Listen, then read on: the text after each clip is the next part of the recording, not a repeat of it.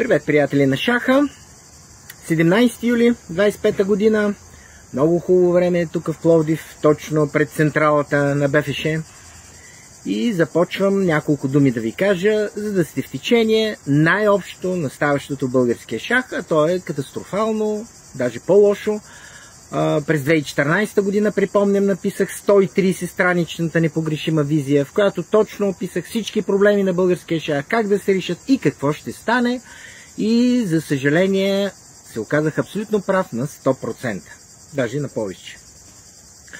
Българският шах категорично потъваше, вече всеки казваше няма на къде, но продължава да потъва.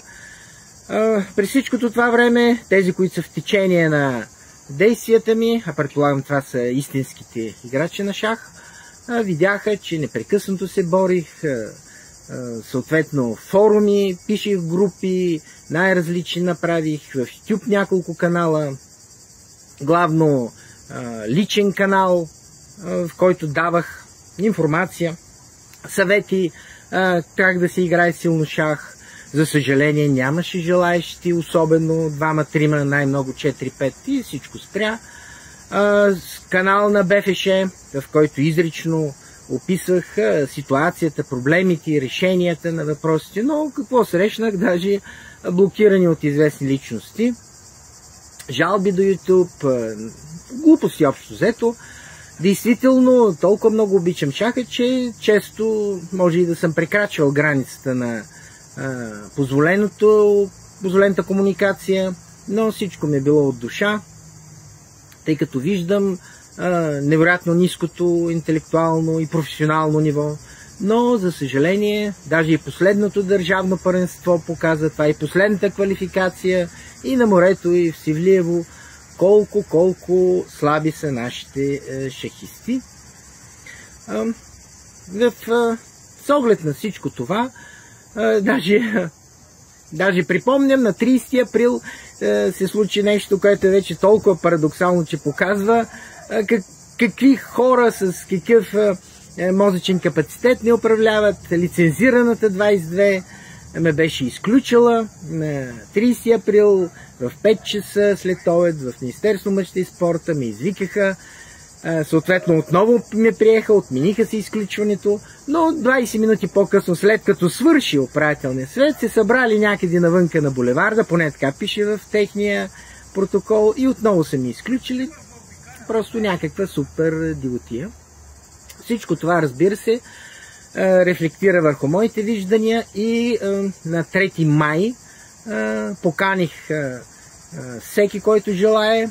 Съответно, свързаха се 9 реални клуба членове на БФШ, проведахме разисквания и се стигна до категоричен извод, че българския шахмат вече е умрял.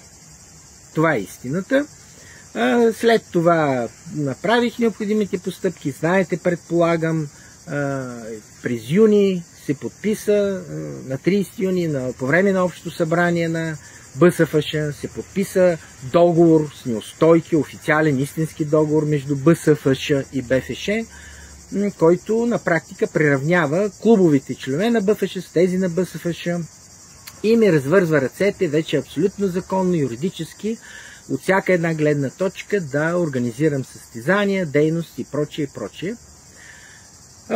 Продължават прословутите дела, нали, но вече за мен това няма никакво значение, кой как ще спечели делата, тъй като ситуацията, всичко, което се развива в българския шах, показва пълната индиферентност, просто пълната незаинтересованост на ръководители от всякакъв калибър.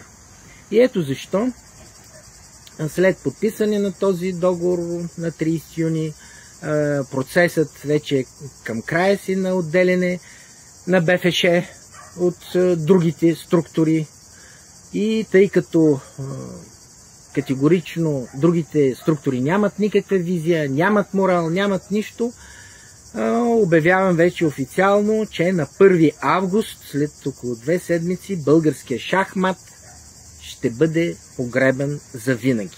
Завинаги, за съжаление, т.е. с цялата тежест, познавате ме все пак, аз съм капацитет номер 1 в шаха в България, цяла си тежест твърдя, че обединение няма да има никога и на 1 август обявявам смъртта на българския шахмат.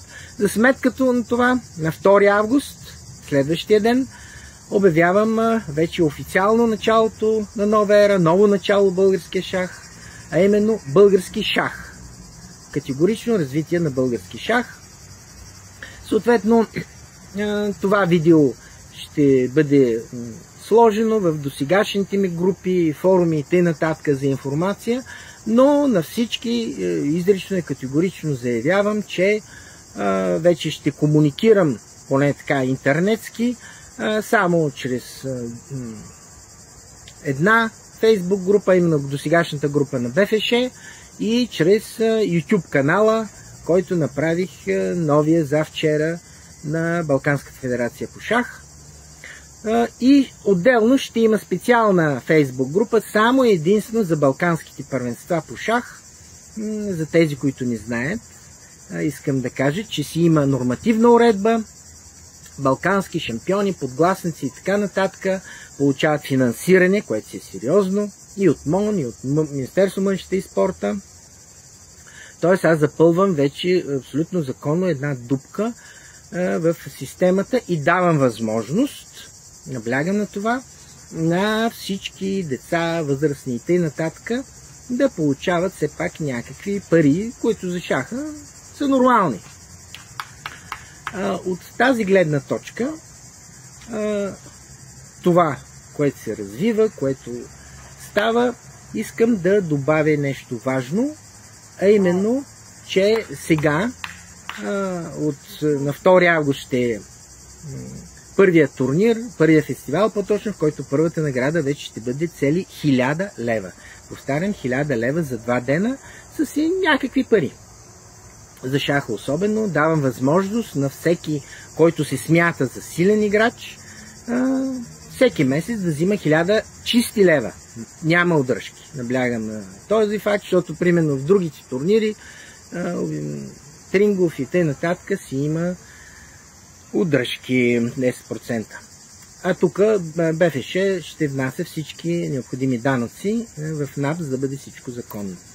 Това, което искам да кажа, съответно ще оставя под видеото кратки линкове за този, който желая да получи някаква информация, да зададе някакви въпроси, но пак повтарям, вече само на тези две места, съответно в Facebook и в YouTube, новия канал, ще пиша и отговарям, за да мога да се концентрирам единствено и само върху развитието на шаха, по-точно на БФ шах. Защото практиката показа, че друг път вече няма. Единствено БФ шах има визия, има турнири, има виждане, знае какво и как да направи. Останалите федерации няма да кажа до каква степен крадат или не, това се оставя на тяхната съвест. И наблягам на развитието на шаха, а именно чрез състезания, балканядите по шах. За сега са само по стандартен шах, но скоро ще има по блиц, по рапид. Съответно, добре е да се знае, че в момента оборудвам със собствени средства и с помощта на някой друг приятел най-големия научно-изследователски център за развитие на интелекта, съответно на шаха, където всичко ще бъде оборудвано с последна дума на техниката, на информацията, ще има и барче, човек да пине, да хапне нещо, разбира се, безалкохолно барче, т.е. нещо от типа на модерно кафене Le Régence. С това приключвам. Това видео, както гледате, едновременно е тъжно, защото обявявам смъртта на шахмата официално на 1 август и радостно, защото обявявам и раждането на българския шах на 2 август. Нека от този момент татка вече няма да се тревожа за развитието на другите структури извън БФШ, както правих до сега. Няма да се опитвам да им помагам. Всеки, който желае, е поканен до 1 август включително да се присъедини към БФ шах, а след това вече ще помислим. Това е от мен, приятели, и до нови срещи. Очаквам въпросите ви. Чао!